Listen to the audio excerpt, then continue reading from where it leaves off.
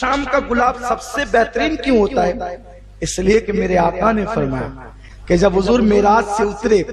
تو حضور کے پسینے کے قطرات شام کی زمین پہ گرے اور اللہ نے اسی سے گلاب پیدا فرمایا، یعنی گلاب کے اندر اس کی خوشبو، پسینے کی خوشبو ڈال دی، انہی کی بو مایہ سمن ہے، انہی کا جلوہ چمن چمن ہے، انہی سے گلشن مہک رہے ہیں، انہی کی رنگت گلاب میں ہے۔ آقا نے اسی لیے فرمایا کہ کوئی گلاب سونگے اور مجھ پر درود نہ پڑے تو اس نے مجھ پہ ظلم کیا۔ جب جب بھی گلاب سونگا کرو تو اپنے آقا پہ درود پڑھ لیا۔ السلام علیکم ورحمۃ اللہ وبرکاتہ۔ امید کرتا ہوں آپ سب لوگ خیریت سے ہوں گے، اللہ پاک آپ کو شاد و آباد رکھے۔ سید امین القادری کی جو کلپ میں نے آپ کو سنائی، اس کلپ کے اندر آپ نے سنا ہوگا کہ امین القادری صاحب ایک ویڈیو کے اندر ایک دعویٰ کر رہے ہیں کہ گلاب کا جو پھول ہے وہ نبی کریم صلی اللہ علیہ وسلم کے پسینے مبارک سے بنا ہے، یعنی حضور جب معراج کی شب آپ صلی اللہ علیہ وسلم گئے تو آپ کے پسینہ کی ایک بوند زمین پر گری اور اس سے اللہ نے گلاب کو پیدا کیا۔ یہ ایک حدیث مولانا سید امین القادری صاحب بیان کر رہے ہیں، اور یہ حدیث صرف یہی نہیں بلکہ کچھ ہمارے کم علم لوگ بھی بیان کرتے ہیں جنہوں نے اس کے بارے میں تحقیق نہیں کی ہے۔ تو کیا گلاب کا پھول نبی کریم صلی اللہ علیہ وسلم کے پسینے مبارک سے بنا ہے، اور یہ جو حدیث بیان کر رہے ہیں کیا یہ صحیح ہے یا نہیں ہے؟ اس بارے میں آپ کو میں بالکل ڈیٹیل کے ساتھ انشاءاللہ تعالیٰ بتانے والا ہوں۔ پہلے آپ یہ سمجھ لیجئے کہ امین القادری صاحب نے جو حدیث بیان کی یہ جھوٹی حدیث ہے، یعنی اس کی کوئی اصل نہیں، اور جو گلاب کے پھول کی بات ہے کہ نبی کریم صلی اللہ علیہ وسلم کے پسینے سے بنایا اور اس کو سونگ کر کے ہمیں درود شریف پڑھنا چاہیے،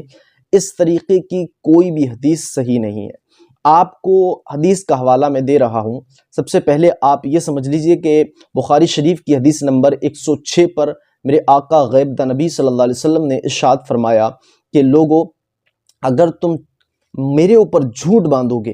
تو اپنا ٹھکانہ جہنم بنا لو، یعنی جو حدیث اگر ہمیں اس کے بارے میں تحقیق نہیں اور ہم حضور کی طرف کوئی بھی بات منسوب کرتے ہیں تو حضور فرماتے ہیں اپنا ٹھکانہ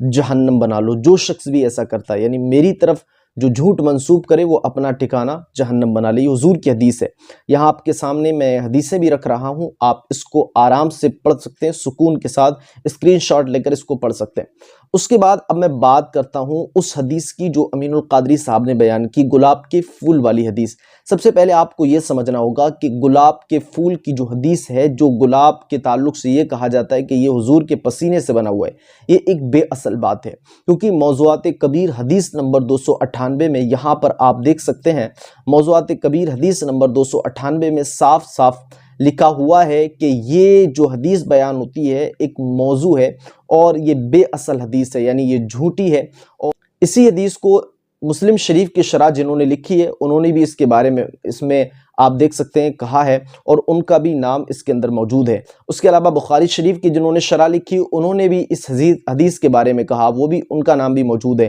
اس طریقے سے مسلسل جو ہمارے جید عالم دین، بڑے عالم دین جن کو ہم فالو کرتے ہیں، امام بخاری، امام مسلم، ان کا بھی موقف یہی ہے کہ یہ جو حدیث ہے یہ ایک بے اصل ہے اور ضعیف حدیث، بلکہ ضعیف نہیں، یہ موضوع حدیث ہے، بالکل اس کی کوئی اصل ہی نہیں ہے۔ ضعیف کو تو فضائل کے اعتبار سے مان لیا جاتا ہے، لیکن یہ وہ حدیث ہے کہ اس کو نہیں مانا جا سکتا، کیونکہ گلاب کا پھول نبی کریم صلی اللہ علیہ وسلم کے پسینے مبارک سے نہیں بنا ہے۔ تو اگر آپ کے سامنے آج سے پہلے کسی نے حدیث بیان کی یا کوئی بیان کرتا ہے تو آپ اس سے پوچھیں کہ آپ نے پڑھا کہاں ہے، اور یہ بے اصل اور بالکل موضوع حدیث ہے، آپ اس سے بچیے گا۔ اور حضور کی طرف جھوٹ منسوب کرنے والا، حضور فرماتے ہیں اپنا ٹھکانہ جہنم بنا لے۔ تو دوستو، آگے سے آپ اس حدیث کو بیان کرنے سے جو موضوع ہے اس سے بچیے گا، اور ایسے ہی ویڈیو دیکھنے کے لیے ہمارے چینل سے لازمی جڑیں۔ ملتے ہیں آنے والے ویڈیو میں، جب تک کے لیے اللہ حافظ۔ السلام علیکم ورحمۃ اللہ وبرکاتہ۔